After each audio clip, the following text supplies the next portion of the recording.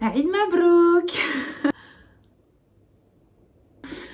Joyeuse Pâques pour les chrétiens. Aujourd'hui, mes parents ont acheté the biggest piece of lamp you could ever imagine. Non mais, ça va être tellement bon. Oh lolo.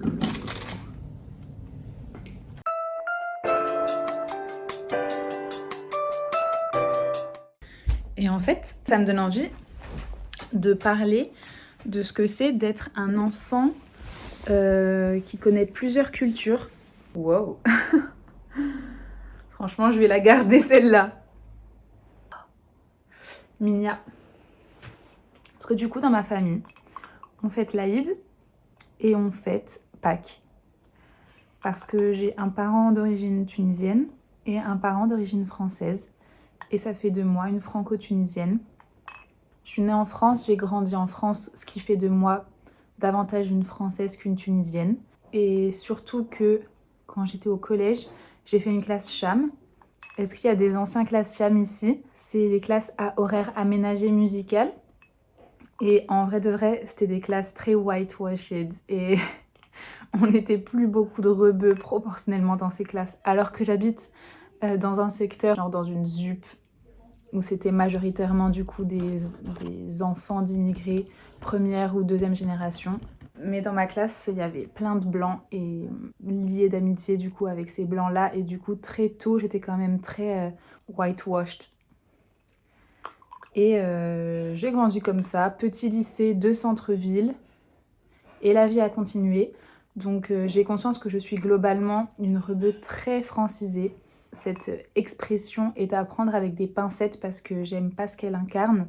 Mais j'utilise ce terme pour me décrire parce que je me comporte plus comme une blanche et les personnes non blanches le sentiraient. Et là-dedans, en fait, ça n'a jamais minimisé mon conflit interne de cette double identité que j'ai toujours eu beaucoup de mal à concilier dans cette France où on ne peut pas être un mélange. En tout cas, la petite ville d'où je viens, c'est très compliqué d'être un mélange. Et j'imagine que dans des plus grandes villes, ou alors j'imagine qu'à Paris, quasi exclusivement, être un mélange, c'est une force. Mais je vous assure que dans les petites villes françaises, être un mélange, c'est très compliqué. Tu dois rentrer dans une case, dans une communauté, et tu dois en suivre les codes. Et c'est très difficile d'être un être hybride. Et du coup, moi, là-dedans, j'ai complètement effacé la part de moi qui était tunisienne, alors qu'elle existait bel et bien. Moi, mon expérience, c'est celle que tous les enfants d'immigrés deuxième génération connaissent, à savoir, on est vraiment des petits Français. On rentre au bled tous les ans pendant 1-2 mois. On se reconnecte avec cette partie de nos racines, nos cousins, nos cousines, nos tatas, enfin en tant que fille du coup mes cousines, mes tatas, la famille voilà à Tunis. En plus quand j'étais petite, le ramadan tombait dans cette période-là, la période de l'été. Du coup c'était encore plus fort et ça conciliait du coup la part de moi qui est tunisienne et qui a une culture musulmane. Ça me permettait de m'aligner avec cette partie de moi. Et il y a du bon dans vraiment toutes les cultures. Et qu'on prend de la richesse de plusieurs parties, c'est vraiment incroyable. Et c'est en vrai la force d'avoir plusieurs cultures. C'est que en fait, on peut naviguer entre deux cultures et on y est autorisé parce qu'on a la double culture. Là où quand on appartient à strictement une culture, ça peut choquer d'essayer d'en sortir. Je sais pas. Je balance ça comme ça. Et du coup, j'ai fait ça toute ma jeunesse, les allers-retours France, Tunisie, etc. Et c'était une très belle période qui m'aidait beaucoup à allier tout ça. Mais finalement, quand je rentrais en France et que je retrouvais mes amis blancs, j'avoue que je taisais grave cette partie de moi. Parce que aussi, globalement, les Français sont athées. Que moi, j'avais quand même cette appétence, cet attrait vers la religion de manière générale déjà. Je crois en Dieu et ça m'oppose à la majorité de mes amis. Et qui plus est, je ne crois pas au Dieu chrétien, mais je crois au Dieu musulman. Donc ce qui crée une seconde forme d'opposition. Et j'ai des problèmes de meuf rebeu en vrai. Et ça, je peux pas lutter. Même si mon visage ne ressemble pas au visage stéréotypé de la maghrébine. J'ai des problèmes de maghrébine. J'ai des problèmes de poils. J'ai des problèmes de forme qui arrivent tôt. J'ai des problèmes d'un body type spécifique. Et franchement, quand t'es une enfant qui devient une jeune femme, enfin adolescente, et que d'un coup, alors que toutes tes copines blanches, elles ont pas forcément de poils, des hanches et des seins normaux, et que toi, d'un coup, tu te retrouves à faire un bonnet D, à avoir des hanches de daronne, et avoir des vergetures, alors que t'avais entendu parler des vergetures seulement si t'avais des enfants. Si on te retrouve à te dire Inès, tu feras gaffe, t'as des poils ici, c'est un peu gênant, faudrait que tu te rases. Alors que genre toutes tes filles, toutes tes copines blondes n'ont jamais eu ce problème, ben franchement ça choque. J'ai une pensée pour une amie en particulier au lycée qui est turque, enfin franco-turque, et qui a été genre la première amie avec qui j'ai pu discuter de ces problèmes-là.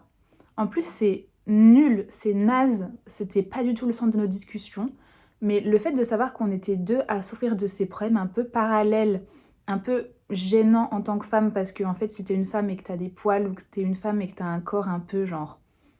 C'est gênant de parler de ça parce que ça te dévalorise, et quand t'es jeune en fait tu veux pas mettre en lumière ce qui te fait honte, ce qui te dévalorise. Et en fait avec cette fille, le fait qu'on se sache sur ses problèmes nuls, ça m'a fait grave du bien. Et franchement c'est des problèmes qui prennent beaucoup plus d'ampleur qu'on ne le pense, parce que on va parler en fait. Quand j'étais petite, j'avais genre des poils partout sur le corps, brun foncé, visibles, donc sur les bras, dans le dos, etc. Et du coup, par exemple, l'été, pour moi, c'était une cata, parce que c'était impossible pour moi de mettre un débardeur ou un t-shirt à manches courtes, parce que je savais qu'on allait voir l'arrière de mon dos, mon cou, mes bras, et qu'on allait voir genre mes poils. Enfin, je me suis épilée très jeune à partir du moment où on m'a fait ce fameux commentaire. Et j'en ai fait une institution, j'en ai fait une religion de l'épilation. Et même quand je m'épilais, en fait, les filles qui savent, mais t'as déjà le point noir, t'as déjà la repousse au bout de 2 jours, même si t'as fait ça bien. Et l'épilation, c'est une souffrance. Et en fait, ça te met dans un truc où tu dois t'infliger l'épilation qui fait mal beaucoup plus souvent que les autres pour un résultat où t'as pas un jour de répit, parce que même si tu t'es épilé, t'auras les points noirs et la repousse au bout de 48 heures. Mais en fait, avoir cette copine, ça m'a tellement apaisé le moral. Et puis, franchement, les stratagèmes pour pas montrer son corps, ils ont toujours été là, et c'est que plus tard en tant que femme, quand j'ai fini par trouver des stratégies, enfin j'ai été littéralement, j'allais chez l'esthéticienne et je me faisais épiler les bras et le dos. Voilà, et ça c'est un problème que les Françaises d'origine française n'auront pas et peuvent pas relate. Et franchement, merci à cette amie d'avoir traversé ça avec moi. On avait 17 ans, hein, la première fois que elle ou moi, on s'est pointé dans un institut pour se faire épiler le dos. Donc c'est... Et puis en dehors des aspects physiques, du coup, il y a l'aspect qui suis-je?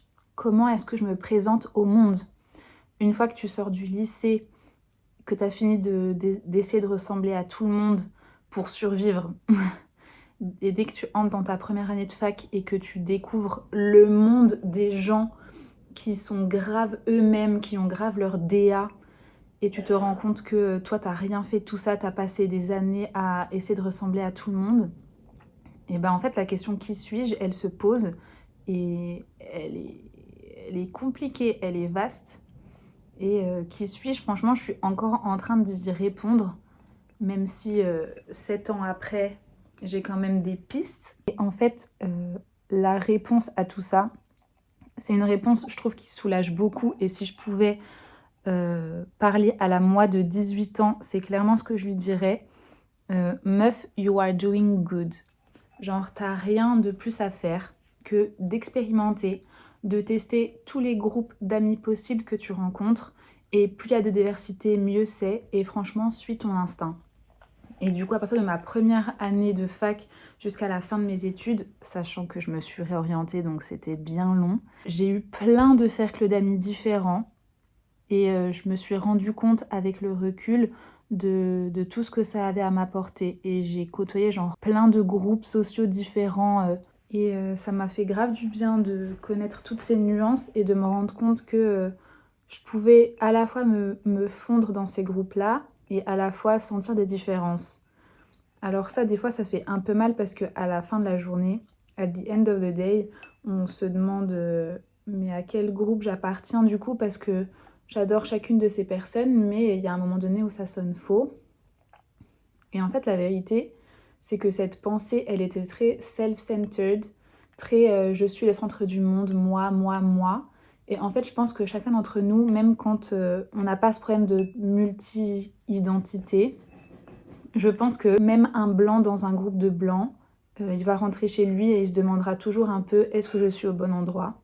Donc en fait, ma belle, that's the very condition of existence, de se poser cette question-là et de remettre les choses en question. C'était de ce genre-là. Donc juste tu fais ce que tu peux.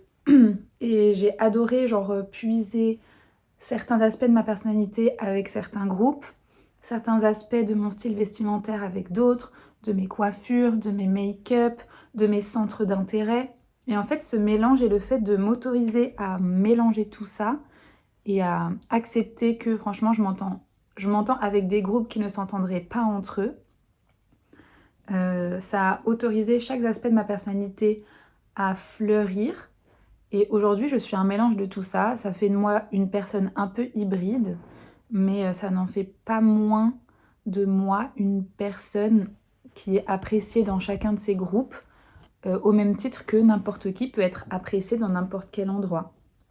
Et au fil de ma vie, j'ai rencontré mes personnes, j'ai rencontré des potes, j'ai rencontré des potes de soirée, des potes de chill, des potes de voyage, nanani.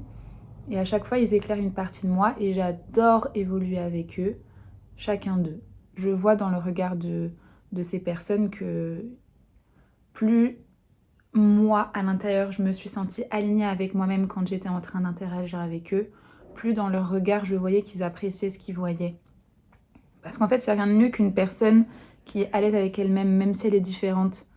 Et en fait, même en regardant plus précisément dans chacun de ces groupes d'amis que j'ai, où par principe on pourrait se dire ah ils sont tous compatibles ensemble, c'est normal, ça coule de source et tout. Pas du tout, chacune de ces personnes est tellement différente et tellement unique, elles ne se ressemblent pas. Et en fait chacune de ces personnes, en creusant un peu, tu te rends compte qu'elles-mêmes, elles ont différents groupes d'amis qui ne se ressemblent pas et qui font d'elles ce qu'elles sont. Donc en fait c'est chill, on est tous comme ça. Je pense que ce qui est le plus compliqué dans ce process-là, qui est peut-être dû à notre génération, c'est l'absence de représentation. Parce que déjà, parlons-en du fait que la représentation des Maghrébins, des Arabes, est très très faible.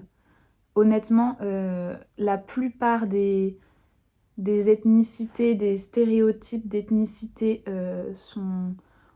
ont leur podium à un endroit du globe. Mais les Maghrébins ou les Arabes, on les voit nulle part. Il y a très très très peu de figures féminines pour parler des femmes, emblématiques, avec des vraies origines maghrébines, avec des vraies origines arabes, dont on entend sérieusement parler jusqu'en Europe, jusque dans les pays européens, jusque dans le fin fond de la Creuse de la France. C'est de ça dont je parle. Et je ne suis pas en train de parler de figures emblématiques maghrébines ou arabes dans ces pays-là, où en fait il faut vivre dans ce pays-là pour connaître. Parce que moi, là, je suis en France, je connais des femmes issues de Bollywood qui sont des figures emblématiques qui représentent du coup la beauté indienne. Je connais des artistes K-pop, je connais des Françaises, des Américaines, des Anglaises, etc. Je connais... ça c'est le plus récent, mais je connais aussi des très très belles femmes afro-américaines ou afro-descendantes au cinéma, dans la musique, à la radio, etc. Mais je ne connais pas de maghrébine. Donc en fait, il y a un problème. Et ça, j'en ai souffert parce que où sont-elles? Et il y a une vraie explication à tout ça, même plusieurs. On pourrait broder pendant très longtemps. Et du coup, en 2025, et depuis que j'étais plus jeune, ado, je pouvais me référer à personne. Et ça, c'est dommage parce que du coup, franchement, ça fait partie de l'identité, mais j'ai pas d'inspi. Je sais pas ce qui me va le mieux, tu vois, en termes de make-up, en termes de coupe, en termes de sap. Je sais pas ce qui me va le mieux. Et ça aide beaucoup en tant que femme dans ce monde où, genre, l'apparence physique de la femme, c'est quand même un big deal. En fait, la plupart des filles, elles peuvent trouver des contenus où d'autres femmes leur disent « Ma belle, t'as pas confiance en toi, mais je te donne cette clé, ce make-up qui te va bien à toi, avec tes beaux yeux, avec tes beaux cheveux lisses. » Ou alors les influenceuses afro qui parlent de leur tissage, qui parlent des crèmes spécifiques pour la peau noire, qui parlent de make-up, des marques de make-up spécifiques pour les peaux noires et tout. Tout ça, ça existe et tu peux chercher. Mais genre, nous, les rebeux type, c'est quel maquillage qui nous va? C'est quelle coupe qui nous va? C'est quel type de vêtements qui, genre, honore notre charme? C'est une vraie question que j'avais et que j'ai toujours plus ou moins. Surtout connaissant la diversité des visages maghrébins et arabes. D'ici à ce qu'il y ait suffisamment de représentation pour trouver une femme qui nous ressemble vraiment. Parce que du coup, il existe des visages maintenant en France. Il existe Léna Situation par exemple, qui elle du coup a des origines algériennes. Mais je ne ressemble pas à Léna Situation, je n'ai pas ses cheveux, je n'ai pas sa forme de visage du tout. À la limite, j'ai son body type et du coup ça m'aide un peu à genre conscientiser ce à quoi je ressemble et voir sur Léna des choses qu'elle porte qui lui vont super bien. Et là je me dis, ah ok, cool, en fait, du coup je vais m'habiller un peu comme ça parce que c'est ça qui a l'air de la mettre en valeur elle, donc ça devrait me mettre en valeur moi et ça m'aide grave. Et il y a qui d'autre en influenceuse rebeu? Moi, je vous parle vraiment... Là. Parce que là, je parle vraiment pas de personnes niche. Je parle de personnes... Tu la connais parce qu'elle est partout. Tu vois? C'est vraiment ça que je veux pointer. C'est une représentation qu'on connaît parce qu'elles sont partout. En vrai, pendant un temps, la personne à laquelle je m'associais le plus, c'était Kylie Jenner. Parce que Kylie Jenner, c'est une blanche qui a surfé sur la vague genre rebeu, enfin je sais même pas trop, je me souviens plus du terme. Et du coup, en soi, genre son corps un peu en mode 8, ses grosses fesses, ses gros seins, ses cheveux foncés et sa peau claire, je m'associe un peu plus à elle. Mais en fait, j'aime pas son style vestimentaire. Il y a une influenceuse turque qui s'appelle Yesli Dimate, que je suis depuis 2 ans maintenant et qui m'a grave inspirée pour mon aventure capillaire. C'est un des stratagèmes que j'ai grave utilisé durant ces dernières années, c'est de chercher des nanas dont l'ethnie ressemblait le plus possible à l'ethnie des Maghrébins. Du coup, on retrouve les Espagnols et du coup les Américaines du Sud. On retrouve les Turcs, parce qu'il y a quand même 2-3 figures turques qui existent et ça tant mieux. On retrouve les Indiennes, et du coup me concernant les Indiennes un peu light skin. J'ai essayé de surfer entre ces différentes ethnies pour trouver des femmes qui me ressemblaient le plus et regarder comment elles se sapaient, comment elles se présentaient au monde, comment elles se coiffaient. C'est peut-être pas un big deal pour tout le monde, mais pour moi c'est important parce que le nombre de fois où j'en ai parlé par exemple à mon frère et mon frère me disait « Inès, tu essayes trop de ressembler à une blanche. Il faut juste que tu ressembles à ce que tu es. » Et c'est aussi un discours qui existe sur les réseaux sociaux. C'est le conseil que toutes les femmes donnent aux femmes, à savoir si vous voulez vous sentir belle, juste regardez comment les femmes de votre origine ethnique s'apprêtaient de manière un peu cliché, stéréotypée. Et franchement, faites-le à votre sauce. C'est la meilleure manière dont vous pouvez faire ça. Ouais, mais donnez-moi des exemples de ces stéréotypes historiques, mais mis au goût du jour aujourd'hui. Parce que du coup, il y a quand même de la documentation sur la manière dont les Maghrébines s'habillaient en 1960, etc., etc.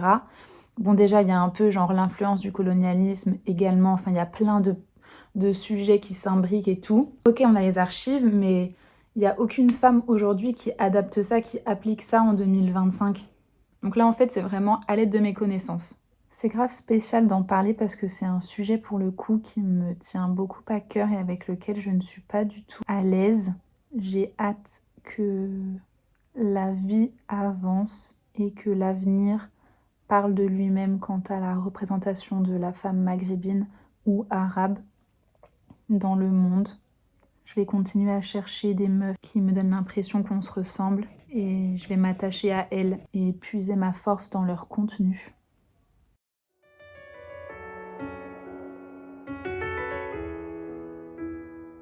Avec les tripes, je suis à pas mais le ciel est gris. Peut-être un peu plus pour un immigré. Mon dans les clips, mais c'est la vie qui a fait le tri. Qu'est-ce que tu veux qu'on aille célébrer? Tellement de démons que j'ai noyé dans le NSC. Pensant que ça pouvait m'en délivrer.